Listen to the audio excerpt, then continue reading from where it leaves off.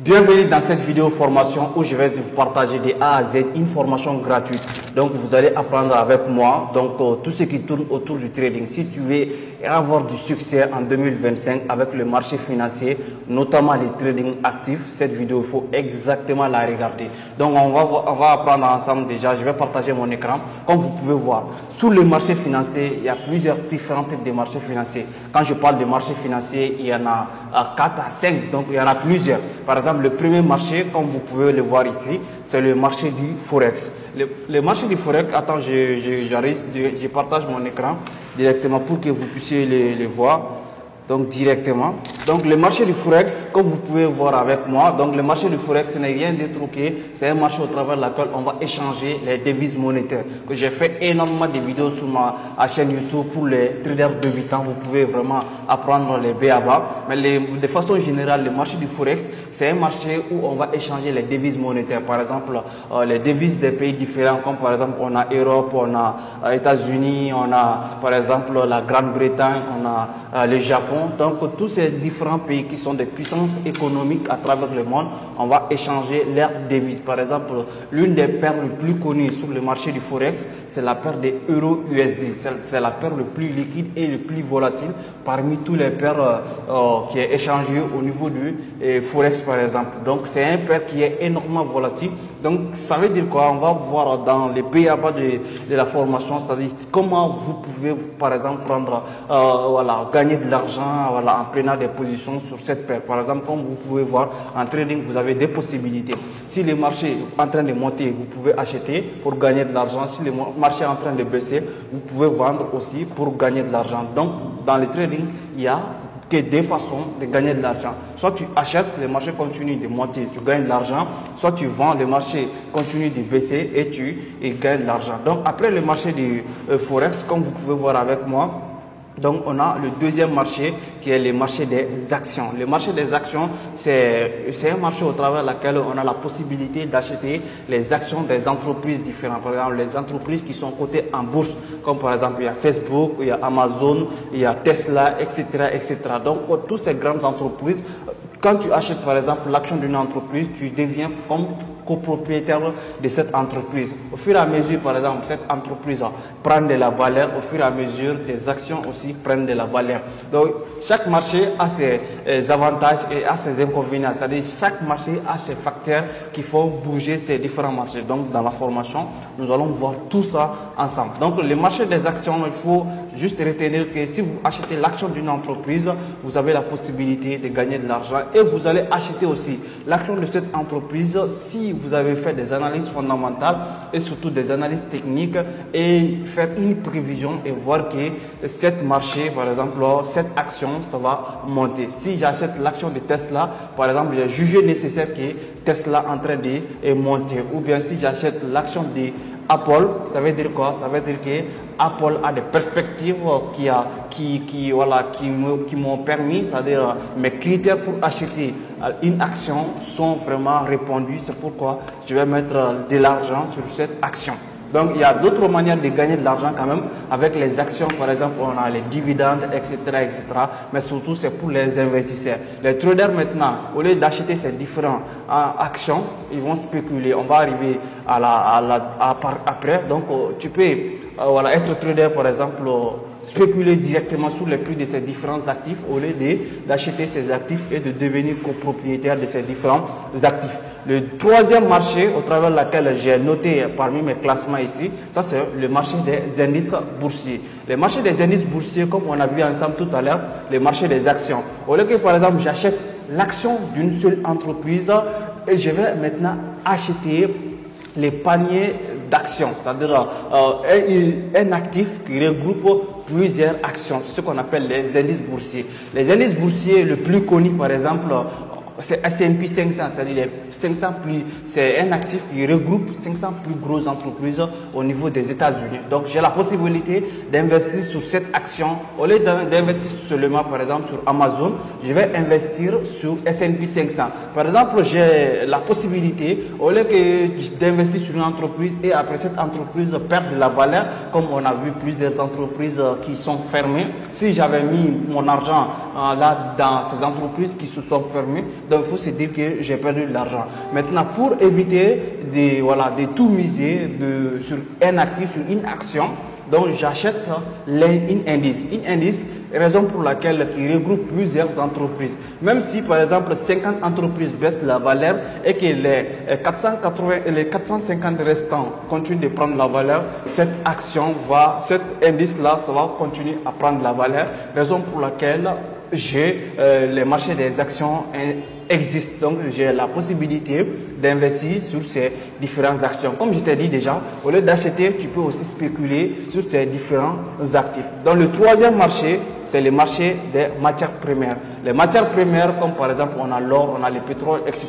C'est un marché au travers lequel, non seulement je peux investir par exemple sur l'or, donc l'or qui est en côté en bourse, c'est-à-dire ça va présenter le cours de l'or, tout l'or qui est en circulation. Donc c'est cet or-là qui j'ai la possibilité de spéculer là-dessus, comme j'ai la possibilité aussi d'acheter. Donc il y a des plateformes d'analyse technique au travers laquelle on va revenir après. Donc il y a plusieurs matières premières, comme on a l'or, on a le pétrole, on a le maïs, on a le cacao, etc., etc.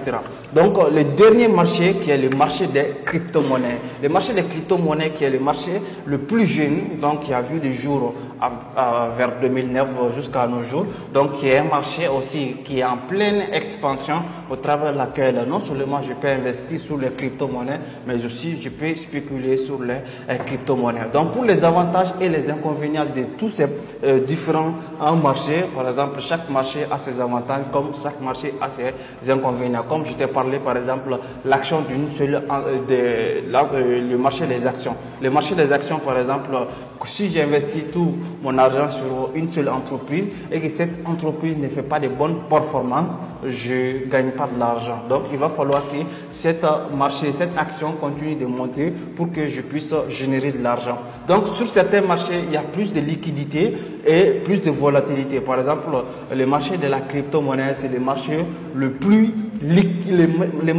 volatile tantôt. Donc c'est le marché le plus volatile, le marché des crypto-monnaies.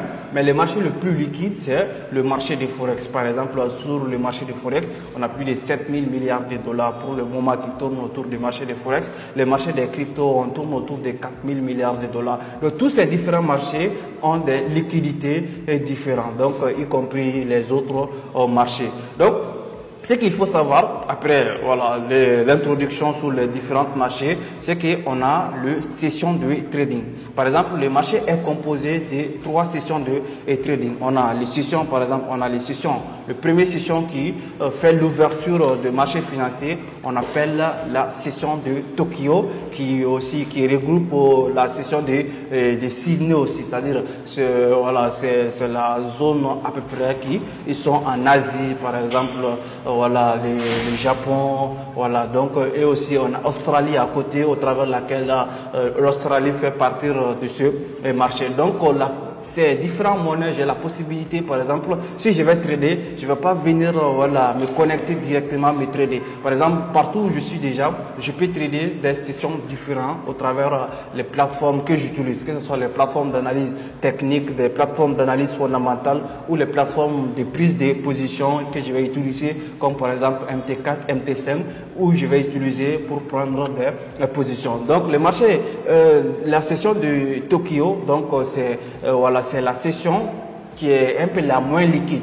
C'est-à-dire parmi les deux autres sessions, c'est la session la moins liquide et la moins volatile. Mais tantôt, ça représente à peu près 20% des échanges qui se font sur le marché du Forex. Comme je vous ai dit, il y a plus de 7 000 milliards de dollars qui circulent sur le marché du Forex. Donc, on a 20% de ces liquidités qui se circulent sur le marché de Tokyo. Et le marché de Londres, qui est le marché le plus liquide, par exemple, qui regroupe toutes les zones européennes, que ce soit Londres, que ce soit Paris, Allemagne, Italie, etc.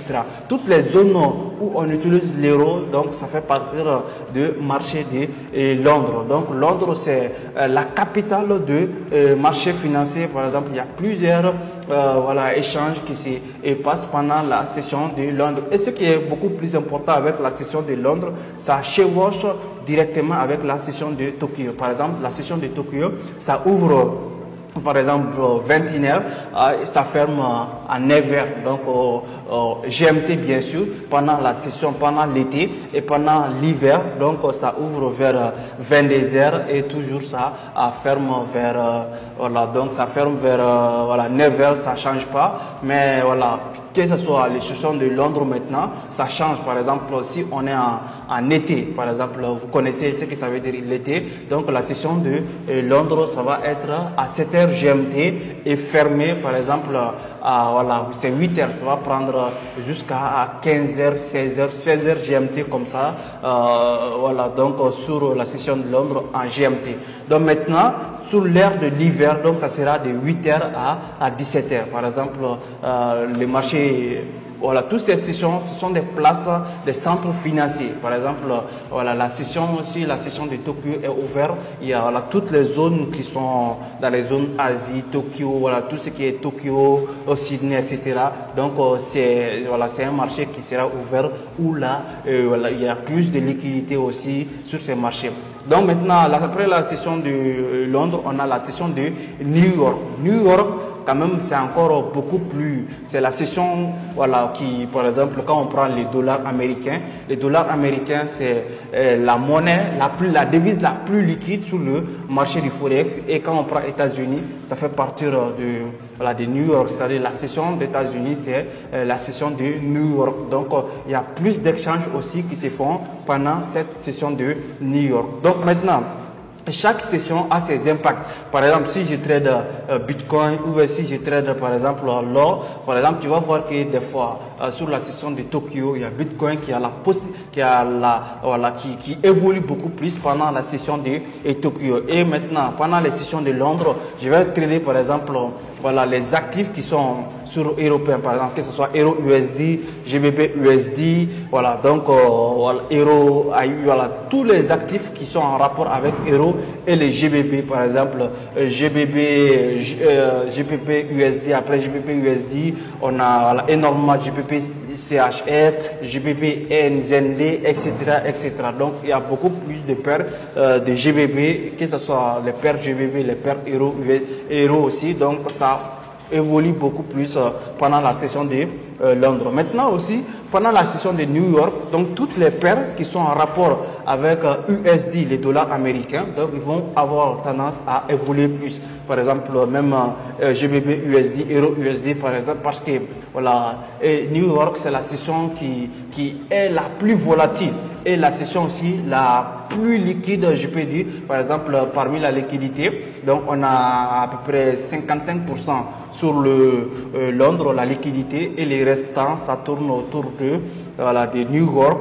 En tout cas, la session la plus importante, c'est New York, par exemple, qui s'évoche avec la session de Tokyo et la session de New York. En tout cas, il y a aussi beaucoup plus d'annonces économiques sur le dollar américain, par exemple, comme le taux d'intérêt aux États-Unis, voilà, les annonces économiques où les présidents aussi, voilà, les présidents vont expliquer, par exemple, les personnes qui traitent déjà, ils savent voilà, de quoi je parle. J'ai même fait des analyses fondamentales, des vidéos sur analyse fondamentale. Je le mettrai sur le lien. Voilà, donc vous pouvez regarder cette vidéo aussi. C'est une vidéo hyper intéressante sur l'analyse fondamentale.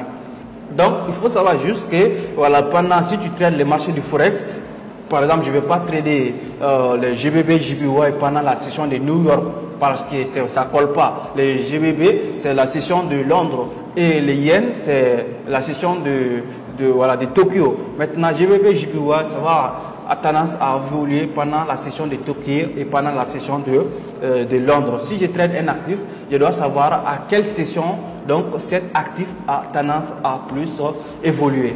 Après ça, c'est le BABA, par exemple, de tout ce qui est analyse, voilà, les débits, les sessions et l'introduction. Donc, pour avoir du succès dans le domaine du trading, donc il va falloir passer aux analyses. Par exemple, tu maîtrises tout ce qui est les sessions de trading, tout ce qui est marché. Donc, déjà, tu as fait un choix. Soit tu opères sur le marché des cryptos, soit le marché du Forex, ou bien soit le marché des indices boursiers. Tu as quand même la possibilité de choisir le marché qui t'intéresse le plus, ou bien de choisir deux marchés.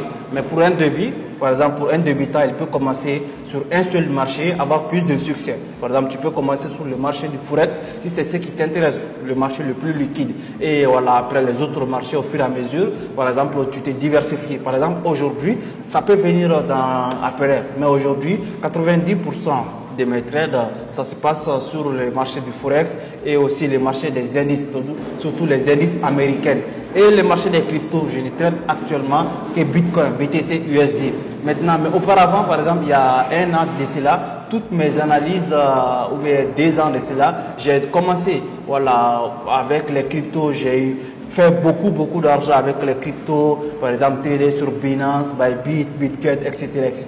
Mais au fur et à mesure que j'évolue, au fur et à mesure, voilà, voilà, par exemple après mes débuts, j'ai consacré plus voilà, mes interventions sur le marché du forex. Donc tu fais un choix, tu opères sur l'un de ces marchés, au fur et à mesure tu pourrais te diversifier.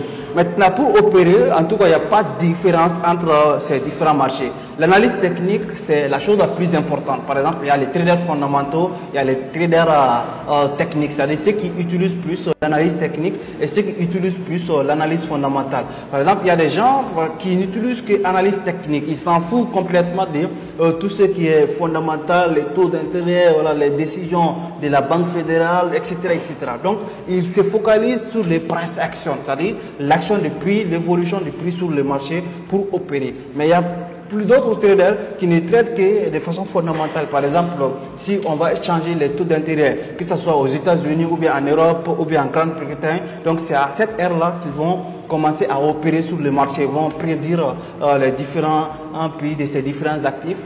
Par exemple, que ce soit le PIB, pendant les annonces économiques, ils vont trader plus. Donc, il y a plus, c'est une stratégie de trading aussi, voilà, de trader de façon fondamentale.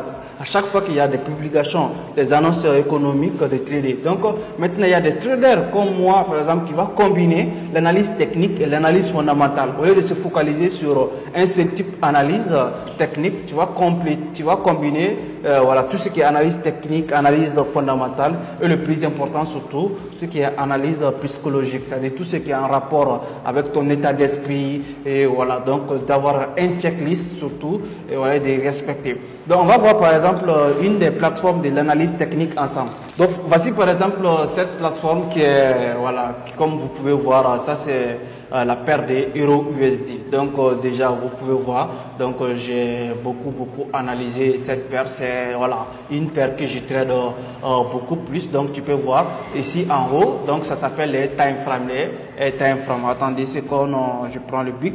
Donc ici, ça s'appelle les unités de temps. Voilà, en trading, ce qui est beaucoup plus important, ce sont les unités de temps. Par exemple, si j'opère sur daily actuellement, chaque bougie que vous allez voir devant mon écran, donc c'est une journée. Que ce soit la bougie soit petite, que ce soit la bougie soit grande, chaque bougie est une journée. Maintenant, si je viens sur 4 heures, ça veut dire quoi? Ça veut dire que chaque bougie serait 4 heures de temps. C'est-à-dire n'importe laquelle bougie, donc ça sera 4 heures de temps. Même si je viens par exemple sur 1 minute, donc chaque bougie sur le marché va représenter 1 minute. Donc en fonction de ces unités de temps, un trader va faire ce qu'on appelle une stratégie de trading, surtout le style de trading. Par exemple, le style de trading, il y en a 3. Il y en a le swing trading. Par exemple, le swing trading, je vais justement abréger. Donc il va durer 1 semaine, voire 1 mois. C'est-à-dire quand tu prends un trade, tu vas le laisser évoluer autant de temps que tu veux. Par exemple, après maintenant,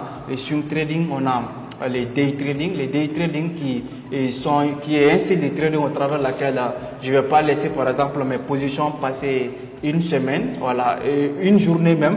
Donc si je prends par exemple une position le matin avant de dormir le soir, je ferai tout mon possible pour couper cette position. Donc ça s'appelle le day trading. Les unités de temps, il y a des unités de temps adaptées à tous ces styles de trading. Par exemple, les swing trading, il va falloir voilà, favoriser les unités de temps à long terme, comme par exemple le weekly, les daily et les 4 heures. Ce sont les unités de temps où le trader va travailler le plus. Il peut venir même sur monthly pour analyser les marchés. Donc maintenant aussi, le day trading, maintenant, il va par exemple utiliser les unités de temps un peu plus court par rapport au swing trader. Il va commencer par exemple au daily, 4 heures, 1 heure, va descendre jusqu'à 15 minutes, jusqu'à 5 minutes pour chercher les opportunités de trade. Maintenant, les scalpers, qui est un style de trading plus rapide, donc où tu ne vas pas durer le marché, donc les scalpers. Donc là, il va par exemple commencer à travailler sur 1 heure de temps. Il va utiliser les unités de temps un peu plus courtes, par exemple 1 heure, 15 minutes, 5 minutes, 1 minute même pour chercher les opportunités de temps. Comme vous pouvez voir, comme je vous ai parlé des annonces économiques, là c'est... Là, par exemple, là, hier, là où j'enregistre la vidéo, vous pouvez remarquer, par exemple, hier, il y avait la Banque fédérale aux États-Unis qui a communiqué sur son taux d'intérêt, qui a diminué son taux d'intérêt de 4,75 à 4,50%. Donc là, ça a eu un gros impact. Par exemple, les analyses fondamentaux, lorsque les économistes ont prédit la prédiction, ça a été positif, ça a été le cas. Maintenant, si ça a été inférieur, par exemple, ça allait être rouge. Par exemple, au lieu que ce soit 4,50%, si c'était 4%, donc le dollar allait chuter. Mais comme les analyses avaient des raisons, avec 4,50% de prédiction, donc le dollar américain a fortement explosé. Donc, c'est qu'il y a eu un impact aussi même sur tous les actifs que vous pouvez voir, que ce soit Bitcoin, que ce soit l'or, etc., que ce soit les indices américains, tous les différents marchés. Comme je vous ai dit, vous allez sélectionner quelques paires de trading au travers de laquelle vous serez encore beaucoup plus focus pour votre débit. Au fur et à mesure vous évoluez, au fur et à mesure vous allez vous diversifier. Donc sur les marchés, vous pouvez voir, vous pouvez retrouver deux types de bougies, que ce soit les bougies japonaises, plutôt il y a les bougies japonaises, il y a les chars, etc. Mais les bougies, les graphiques les plus utilisés, ce sont les bougies. Sur les bougies, vous avez que deux couleurs. Vous avez les couleurs vertes qui représentent les acheteurs et les couleurs rouges qui représentent les vendeurs. Vous pouvez remarquer, comme je vous ai expliqué tout à l'heure, les unités de temps. Par exemple, les unités de temps, c'est la chose la plus importante. Si je parle par exemple sur weekly ou daily, je ne suis pas la même personne qui vient sur 5 minutes ou bien sur 1 minute. Donc c'est différent, diamétralement opposé. Maintenant, avec les mêmes bougies, donc c'est pareil maintenant. Si je vois par exemple une bougie verte sur 1 minute, ça veut dire que pendant 1 minute, pendant cette minute, les acheteurs ont dominé ces marchés. Maintenant, si je vois que c'est pendant 1 minute, le bougie a été rouge, ça veut dire quoi? Ça veut dire que les vendeurs ont dominé le marché pendant cette minute. Donc, il n'y a que deux possibilités, les bougies vertes et les bougies rouges. Maintenant, pendant les bougies aussi, j'ai ce qu'on appelle les mèches. Les mèches, ce sont les régions du marché. Par exemple, ici, pour les bougies vertes, ça c'est la clôture. Par exemple, pendant une heure, ça c'est le début de l'heure et ça c'est la fin de l'heure. Maintenant, pendant l'heure, donc le marché était monté jusqu'à ce point. Donc, raison pour laquelle la mèche est là, mais avant que l'heure finisse, donc les vendeurs ont repoussé le prix un peu plus bas. Pareil ici aussi, lorsque le marché était ouvert, les vendeurs ont essayé de faire chuter les marchés, mais les acheteurs ont été impuissants. Donc c'est cette raison pour laquelle j'ai une mèche ici. Donc les acheteurs ont poussé le marché ici à monter, comme les vendeurs aussi ont poussé ici, le marché a baissé. Maintenant, pendant cette heure-là quand même, le bougie a été vert. Maintenant, il y a une troisième partie qui s'appelle le corps du bougie. Le corps du bougie, c'est la liquidité. Par exemple, si sur le corps du bougie, c'est grand, ça veut dire qu'il y a eu plus de change pendant cette heure-là. Maintenant, si le corps du bougie a été petit, ça veut dire que l'échange n'a pas été beaucoup, il n'y avait pas beaucoup de liquidité sur le marché. Donc, les bougies rouges, les bougies rouges aussi, c'est pareil. Les bougies rouges, donc, pendant une heure, donc, le marché a été ouvert. C'est le contraire des bougies vertes. Par exemple, l'ouverture se fait ici à la hausse. Comme ici, il y a eu la domination des vendeurs sur le marché. Donc, le marché a été ouvert ici et le marché a été clôturé ici. Et pendant l'heure maintenant, le marché a monté, les acheteurs ont essayé de pousser les prix à la hausse, mais ça n'a pas marché. Et aussi avant la clôture, les vendeurs ont essayé de repousser les prix jusqu'à ce niveau, donc, mais ça n'a pas marché aussi. Les acheteurs ont empêché les prix de fermer ici. Donc le prix a été ouvert ici et le prix a été fermé ici. Donc c'est pareil, que ce soit weekly, que ce soit daily, que ce soit en 1 heure, que ce soit en 5 minutes. Donc les bougies japonaises, il n'y a pas de différence. Pour une petite histoire, les bougies japonaises, quand le marché a été, on avait commencé avec commencer les échanges, que ce soit le marché des actions, sur n'importe quel marché financier, il n'y avait pas de bougies japonaises. Mais au fur et à mesure, il y a les analystes comme Morihisa Uma qui était l'un des plus grands analystes en Chine, donc qui a créé les bougies japonaises. Donc aussi, ils ont eu plein d'ampleur les bougies japonaises. Il y a des livres qui sont écrits.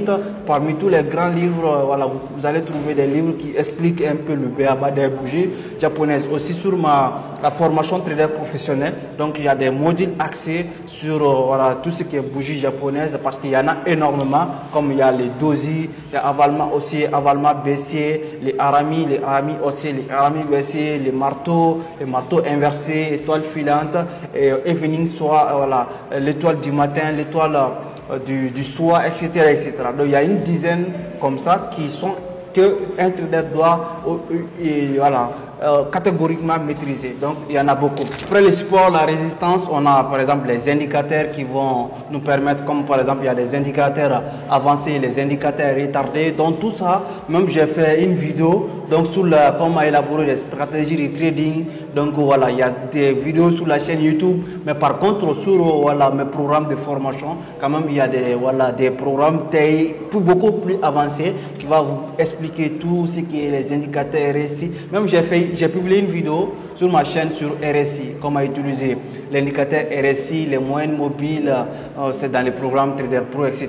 Donc les indicateurs aussi, pour élaborer une stratégie de trading, je vais prendre par exemple en compte tout ce qui est analyse graphique, les chandeliers, les supports résistance et aussi les indicateurs pour chercher à rentrer sur les marchés. Par exemple, les moyennes mobiles vont me permettre de m'indiquer l'évolution du marché. Par exemple, si je suis sur une tendance haussière, sur une tendance baissière, c'est bon d'utiliser par exemple l'utilisation des graphiques pour détecter la configuration du marché. Mais par contre, les indicateurs comme moyenne mobile exponentielle, etc., donc vont me permettre de me bien situer sur les marchés. Après, maintenant, il y a les patterns sur les marchés. Par exemple, il y a les patterns de renversement des tendances. Il y a les patterns aussi de continuation de tendance. Par exemple, sur les patterns de renversement des tendances, on peut voir tête et épaule inversées. Pour les patterns de continuation, on a les drapeaux haussiers, les drapeaux baissiers, on a les triangles ascendants, les triangles descendants, les triangles symétriques. Donc tout ça, si vous combinez tous ces différentes parties, ça va vous permettre d'élaborer vraiment une très bonne stratégie de trading. Par exemple, les stratégies de trading, ça passe par plusieurs niveaux. Donc, il faut comprendre plus de facteurs pour élaborer une super bonne stratégie de trading. Donc, il y a aussi l'analyse fondamentale après l'analyse technique. Donc, l'analyse fondamentale, ça va vous permettre de prendre en compte tout ce qui est, par exemple, le rôle des annonces économiques et événements mondiaux, c'est-à-dire tout ce qui se passe dans le monde de façon temps plein, c'est-à-dire temps plein. Par exemple, actuellement, est-ce qu'aux États-Unis, qu'est-ce qui se passe là-bas? Est-ce que le président de la Fed va communiquer? Est-ce qu'on va réduire les taux d'intérêt? Est-ce qu'on va monter les taux d'intérêt? L'analyse fondamentale va nous permettre de détecter un actif, c'est-à-dire d'évaluer l'actif à sa valeur fondamentale. C'est-à-dire, si je vais acheter une action, par exemple, et je vais prendre en compte le fondement de cette action.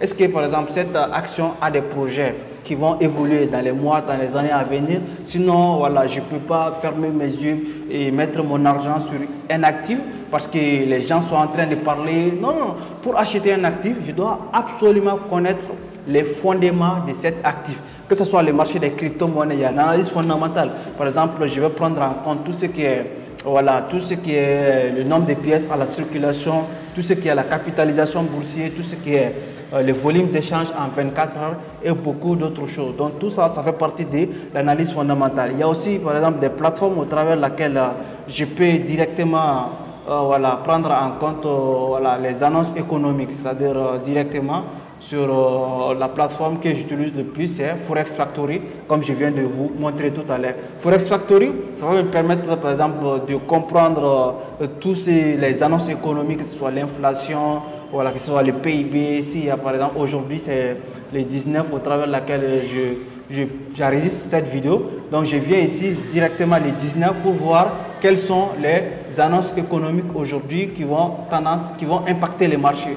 Donc les rouges ici, donc ce sont les informations qui vont hyper importantes. Par exemple, le marché est classé pour 3 catégories. Première catégorie, ce sont les informations qui sont rouges. Ça veut dire quoi? Ça veut dire qu'une fois ces informations seront publiées, donc directement, ça va beaucoup plus impacter le marché. Maintenant, il y a orange aussi. Orange, c'est la deuxième catégorie. Deuxième catégorie, ça ne va pas aussi impacter que les rouges, mais voilà, un peu plus moins. Par exemple, aujourd'hui, on peut voir, voilà, la Grande-Bretagne a réduit ou non, il n'a pas réduit. Donc, il y avait changement des taux d'intérêt, mais on n'a pas réduit. Mais par contre, ici, on était à 5%, on a réduit ici à 4,75% et ici à 4,75%. Donc, mais par contre, hier, donc États-Unis a, voilà, on peut voir le 18 par exemple ici, on va voir que États-Unis ici ont réduit son taux d'intérêt. Par exemple, on était à 4,75, on est revenu maintenant à 4,50%.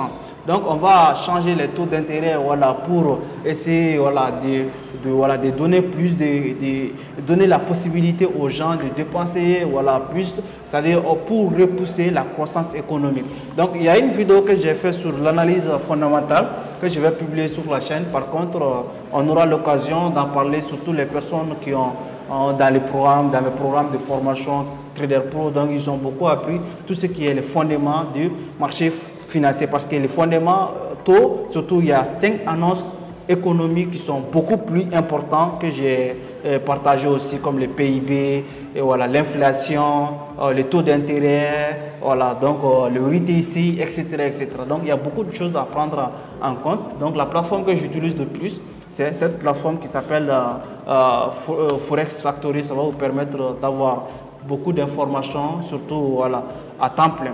Donc, on avance. Dès que vous combinez tout ce qui est analyse fondamentale, analyse technique pour élaborer des stratégies de trading, la 6e partie de cette formation gratuite, donc ça va vous permettre d'élaborer un plan pour gérer des risques. Parce que la gestion du risque est la chose la plus importante dans le monde du trading. Tu peux avoir les meilleures stratégies de trading qu'il faut pour exceller sur le marché financier, mais si tu ne travailles pas sur la gestion du risque, donc tu vas bousiller l'équilibre, c'est-à-dire tu vas perdre l'équilibre et ça ne va pas marcher. Donc pour que tu deviens un trader rentable et à succès, il va falloir travailler plus sur la gestion du risque. Le premier élément de la gestion du risque, par exemple, je vais me dire, je ne vais pas miser plus de 1% à 2% sur une seule position. Par exemple, si un trader débutant vient sur le marché, il va directement découvrir une opportunité où il va mettre 50% de son portefeuille sur un seul trade. Et le trade ne marche pas, il perd beaucoup d'argent. Donc maintenant, pour éviter ça, il faut savoir gérer les risques.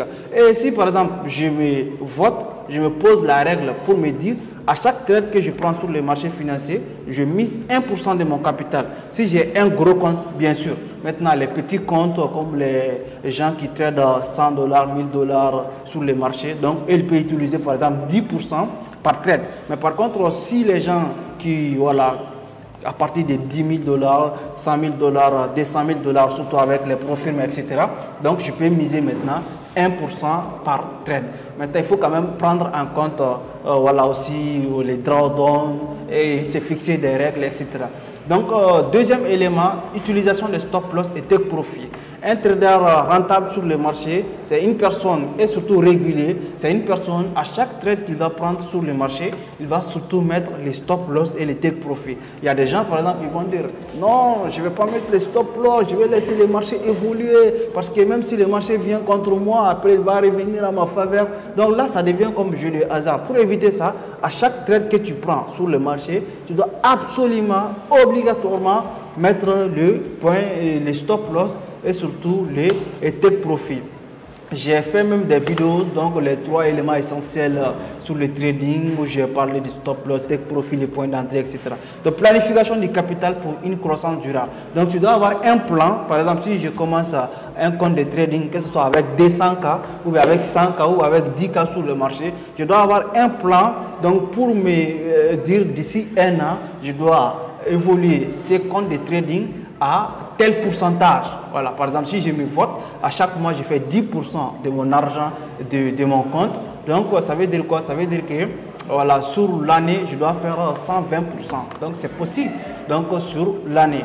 Et voilà, sinon plus même. Donc il faut obligatoirement faire un plan pour la croissance de ton compte. Et surtout, la chose à prendre en compte, de miser toujours 1 à 2% par trade. Et surtout, quand je prends par exemple, il y a la première règle que je partage, 1 à 2%. Deuxième règle, c'est la règle de 6%, de ne pas miser plus de 6% de son capital en cours. Par exemple, si je risque 2% par trade, si je prends 3 trades, ça veut dire quoi? Je n'ai plus le droit de prendre le 4e trade. Je dois obligatoirement manager les 3 trades que j'ai prises en attendant que voilà, il me donne des résultats, mes take profit. Ou si je vais prendre un 4e trade, il faut que je déplace les stop loss dans une trade pour me faire sortir du risque et me permettre maintenant de prendre un 4e trade. 7e étape dans cette formation gratuite, c'est pour, pour élaborer une stratégie pour faire monter son compte de trading, comme je viens de te partager tout de suite. Pour faire monter son compte de trading, donc il va falloir passer par exemple par le backtesting. Quand tu élabores un plan de trading, par exemple avec des stratégies de trading, que tu utilises les price action, que tu utilises les smart money concepts, que tu utilises n'importe quelle stratégie, les supports, la résistance, les trendline stratégies, etc., etc.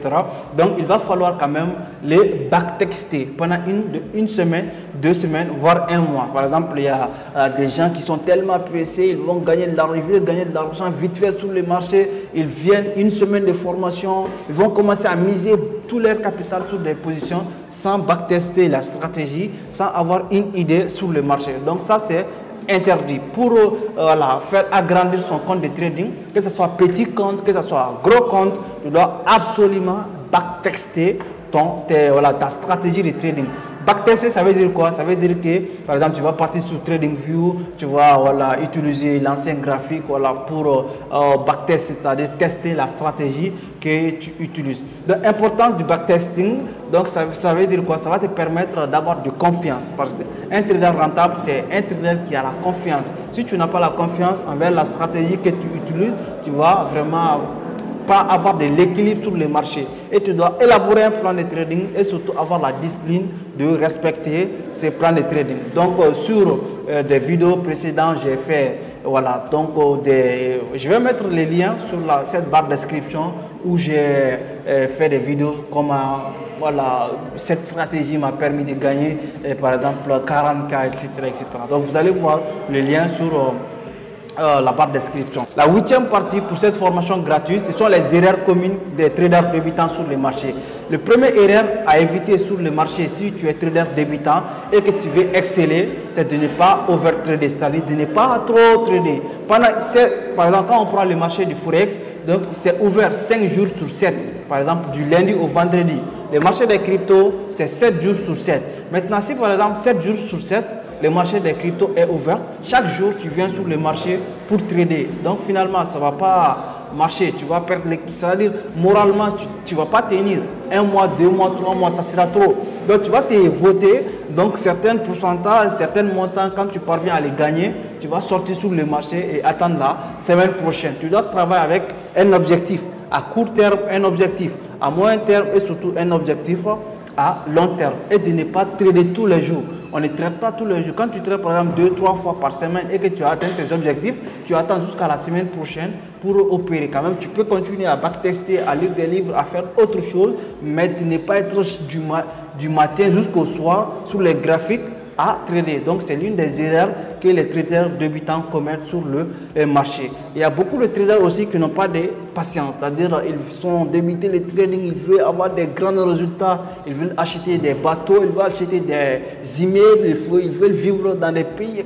Non, c'est quand tu commences, comme je t'ai dit tout à l'heure, il faut avoir non seulement des objectifs à long terme, mais aussi des objectifs à moyen et à court terme. Il faut savoir différencier tes objectifs.